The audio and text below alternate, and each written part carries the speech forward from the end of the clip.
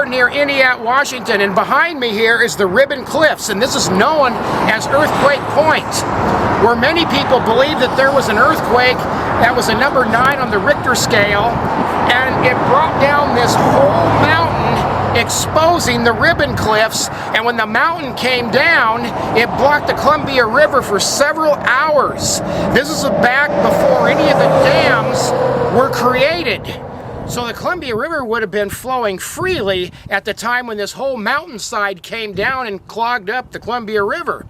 And this was back in 1872. And some people theorize that when this earthquake went off in 1872, because it was at least possibly a 9 on the Richter scale, and of course this is before Richter scales were even invented, but some people believe it affected the state of Oregon.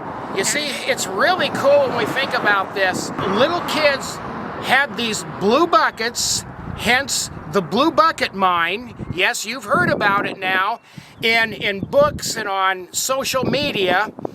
And so these little kids, they're picking up these gold nuggets along the Oregon Trail.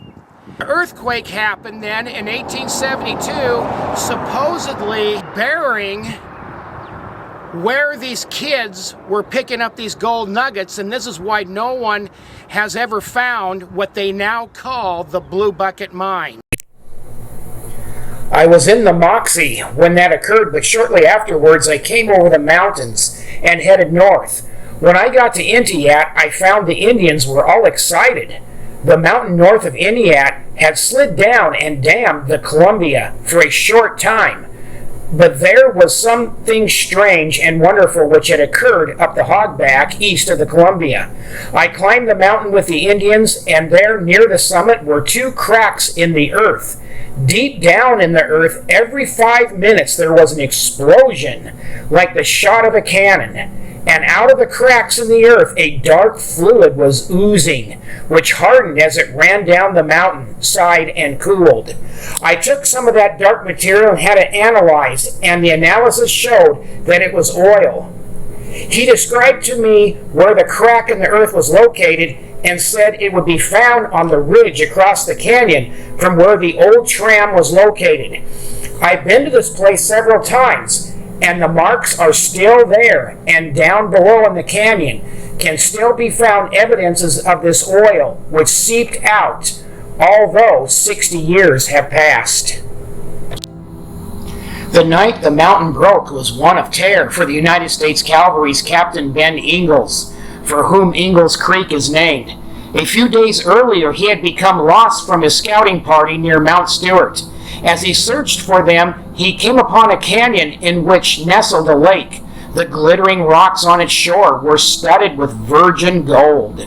Ingalls spent 2 days taking samples of the gold and drawing a map before resuming his search for his troops. He followed Ingalls Creek to its mouth, buried the map there, and continued on until dark, when he bedded down several miles from the lake. During the night he was awakened by the earth trembling beneath him. The forest was filled with the rumble and crash of falling boulders, landslides, and splintering timber. Ingalls couldn't know that his shining lake was being buried beneath an untold depth of rubble flung down the canyon sides. At least this is the supposition, for neither the gold nor any such canyon as he described has ever been found. Ingalls later sent his gold samples to John Hessel, but before they could return to the site, Ingalls was killed in a gun accident.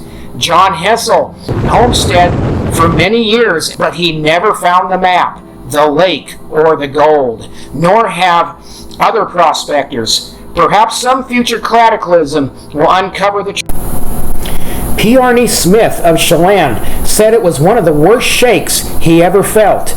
City of Kashmir employees reported similarly. 60 calls came into the Daily World in a 10-minute period. Omak and Okanagan also were hit, with people gathering in the streets to watch signs quiver.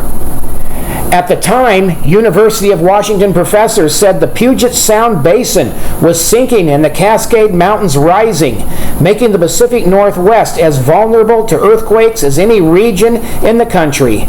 They said all the trouble centered in three fault planes, which were produced by rising and falling movements.